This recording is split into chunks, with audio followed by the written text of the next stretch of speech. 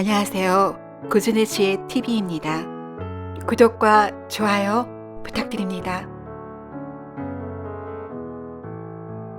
옛날 어느 산골마을 초가집 대청마루에 할머니의 무릎 베개를 한 손녀가 은은히 주위를 밝히고 있는 둥근 보름달을 바라보고 있었다. 할머니, 저 달 좀 보세요. 달 안에 토끼가 있어요. 그렇구나. 이 알미도 꼭 너만 할 때 나도 내 할머니에게 그리 물었단다. 그때 할머니께서 참으로 신기한 이야기를 해주셨지. 아직도 생생하구나. 그래요? 할머니, 어떤 얘기를 해주셨어요? 할머니는 소녀의 물음에 지그시 눈을 감으며 옛일을 회상하듯 이야기를 끄집어낸다. 아주 먼 옛날 어느 곳에 장생불사하여 하늘에 올라가 신선이 되고자 선도를 공부하려는 사내가 있었다. 그의 일념은 너무나 강렬했기에 꿈을 이루고자 전심전력을 다했다. 젊어서부터 세상살이에 마음을 두지 않았으며 혼인도 하지 않았다. 홀로 산중으로 들어가 사람들이 주로 먹는 곡식을 끊고 나무 과실과 풀뿌리를 캐서 생식하며 지냈다. 이렇게 꾸준히 정진하며 여러 해를 보내는 동안 선도 공부를 한 덕인지 모르겠으나 나이가 120살이 되었음에도 그의 용모는 백발홍안에 서기를 떼어 범인이 범접하기 어려운 위험마저 갖추게 되니 그를 마주대하는 사람들은 그를 더 이상 사람으로 여기지 않게 되었으며 산신으로 부르기까지 했다. 노인이 귀가하는 산아래 마을 사람들은 모이기만 하면 그에 대한 얘기를 나누었다. 여보게, 산중에 머무르는 어르신은 아무리 봐도 외향은 사람인데 사람은 또 아닌 것 같대. 그러게 말일세.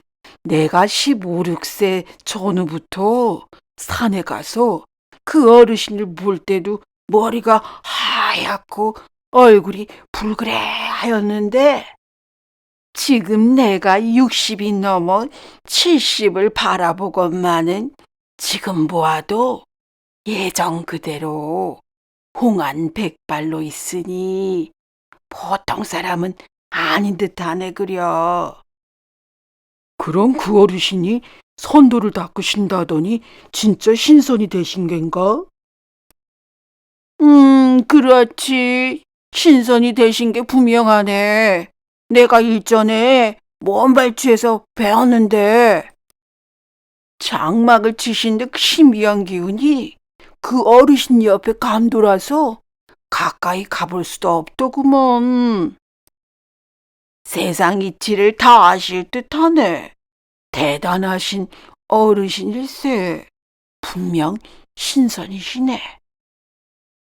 이러한 생각은 널리 퍼져 사내 어르신이 이젠 소원을 들어준다는 얘기로 확대되었다.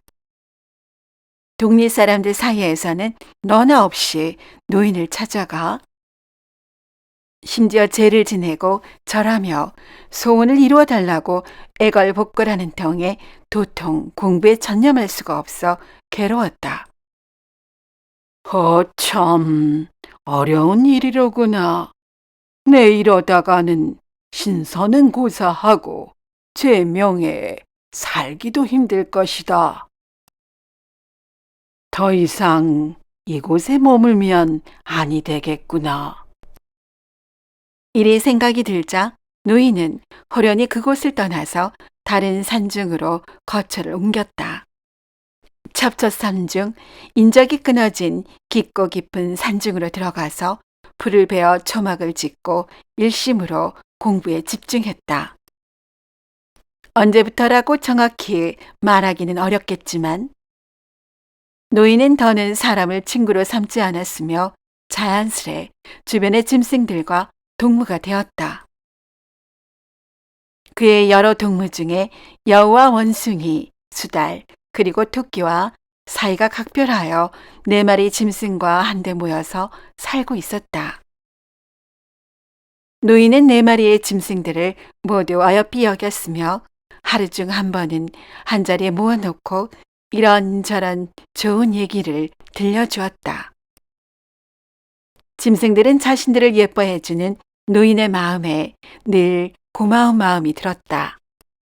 노인의 얘기 시간만 되면 모두들 귀를 쫑긋거리며 노인의 말 한마디도 놓치지 않으려 애를 썼다. 참으로 즐거운 한때였다. 그러던 어느 날 노인과 짐승들이 지내는 그곳에는 더 이상 나무의 과실이 남은 게 없었으며 먹을 만한 야초도 더는 남지 않게 되었다.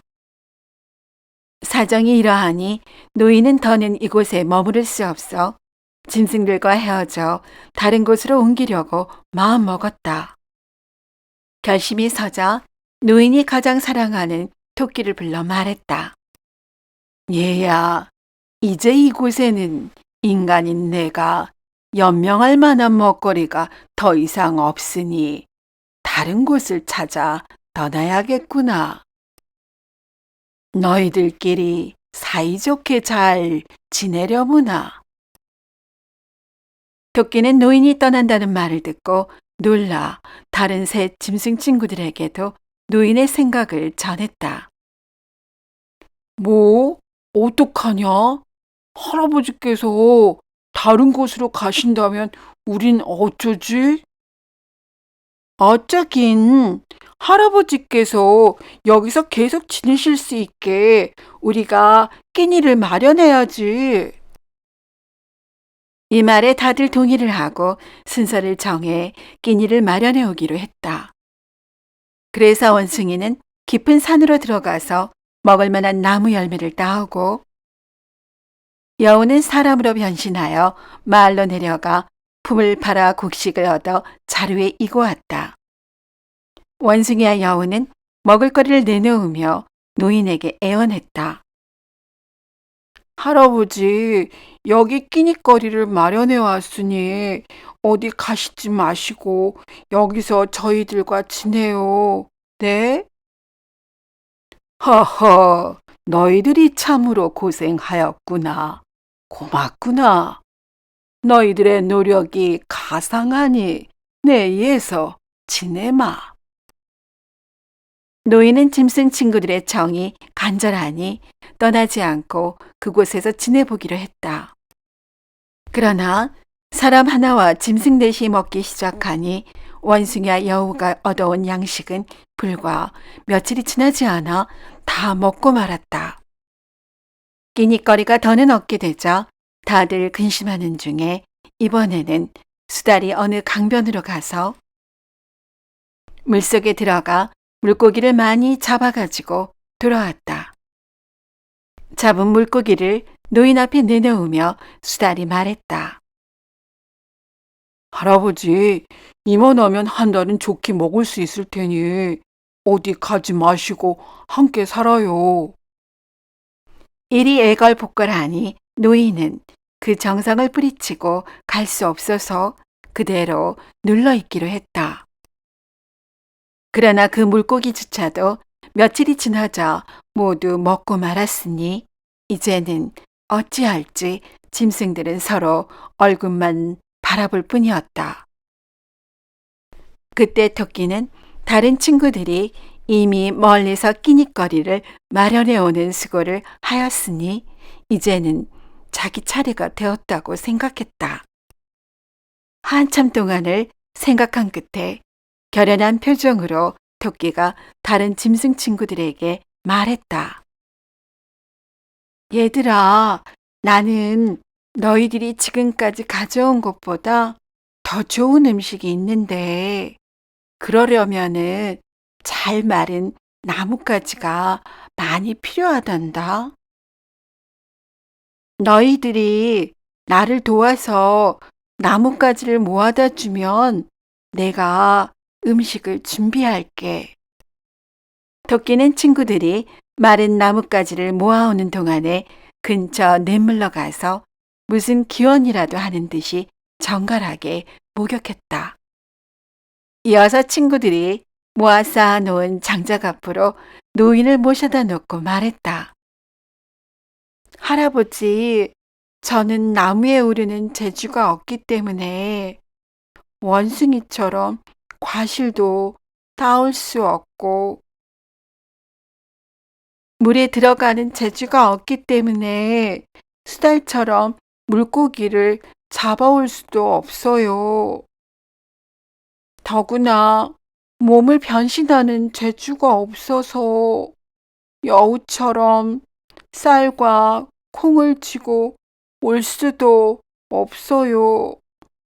그래서 이 마른 나무에 불을 지르고 이 불 속으로 들어가 하루 이틀 만에 양식이라도 채우고자 합니다. 아니, 야, 무슨 소리냐? 안 된다. 노인이 앞으로 나서 토끼를 말리려 했으나 토끼는 말이 끝나기도 전에 마른 나무에 불을 지르고 그 불 속으로 들어가고 말았다. 토끼를 구하려 노인은 애를 썼지만 토끼는 이미 숨이 멎은 뒤였다. 노인은 사랑하는 토끼를 잃어버린 슬픔에 멍하니 하늘만 바라보았다. 하늘 위에 흘러가는 구름이 토끼의 모습 같아 가슴이 더욱 아려왔다. 한편으론 남을 위해 자신을 희생하는 토끼의 갸륵한 마음에 감동되었다. 노인은 다른 짐승 동무들과 함께 토끼를 장사 지내주었다. 이후 노인은 신기일전하여 짐승 동무들과 함께 지내며 다시 공부에 전념하였다. 어느 정도의 시간이 지난 후 노인은 그 공부가 성취되자 신선이 되어 하늘로 오르게 되었다. 신선의 마음에 늘 자리 잡고 있던 세상을 떠난 토끼의 영혼을 품에 안고 올라가 달나라 궁전의 개수나무 밑에 머무르게 하였다. 개수나무 밑에 머물게 된 옥토끼는 노인을 위하는 지극한 마음에 달나라 궁전의 개수나무 아래서 신선이 된 노인을 위하여 장생불사의 약방아를 찍게 되었다고 전해진다. 오늘도 이야기를 시청해 주신 여러분께 감사드립니다. 재미있는 이야기로 곧 찾아뵙겠습니다.